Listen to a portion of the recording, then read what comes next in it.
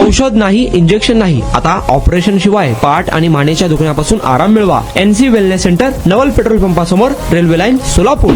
सोलापुरातील 7 रस्ता येथून सोरेगावकडे रिक्षात बसून जात असताना वाटेत काशीबाई कमलाकर पाटील यांच्या पिशवीतील मंगळसूत्र बोरमाळ चोरीला गेले. पिशवीत ठेवलेली दागिन्यांची डबी गायब झाल्याने काशीबाईंनी सदर बाजार पोलिसात धाव घेतली. पोलिसांनी तपास करून काही तासात दागिने चोरणाऱ्या 4 महिलांना पकडले. त्यांच्याकडून चोरीचे दागिनेही हस्तगत करण्यात आले आहेत. सोलापुरातील कल्याण नगरातील काशीबाई पाटील या 3 ऑगस्टला दुपारी 12:30च्या सुमारास रिक्षातून सोरेगावकडे जात होत्या. त्यांनी चोरीच्या भीतीने सोन्याची बोरमाळ व मणी मंगळसूत्र एका डबीत ठेवले होते. एका कापडी पिशवीत ती डबी ठेवली. सोलापूर विजापूर रोडवरील धर्मवीर संभाजी तलावाजवळ अचानक रिक्षात मोठी गर्दी आहे म्हणून रिक्षातील 4 महिला खाली उतरल्या. त्यावेळी काशीबाईंना संशय आला. काही अंतरावर गेल्यावर त्यांनी दागिने तपासले, पण कापडी पिशवीत ना डबी होती ना दागिने. त्यानंतर सदर बाजार पोलीस ठाणे गाठून पोलिसांनी संशयित महिलांचा शोध सुरू केला. सीसीटीव्ही कॅमेऱ्याची पडताळणी आणि पोलिसांना संशयित महिलांची ओळख पटली असता ममता संभाजी भोसले, सुषमा बापू भोसले, शैला नाशिक पवार व पद्मिनी या महिलांनी दागिने चोरल्याचे निष्पन्न झाले. त्यांच्यावर आधीचेही गुन्हे दाखल आहेत. पोलिसांनी चौघींकडील चोरलेले दागिने हस्तगत केले आणि महिला असल्याने आणि चोरीतील 100% मुद्देमाल मिळाल्याने पोलिसांनी त्यांना नोटीस देऊन सोडून दिले. आणि आता अवस्था अशी व्हायला लागली होती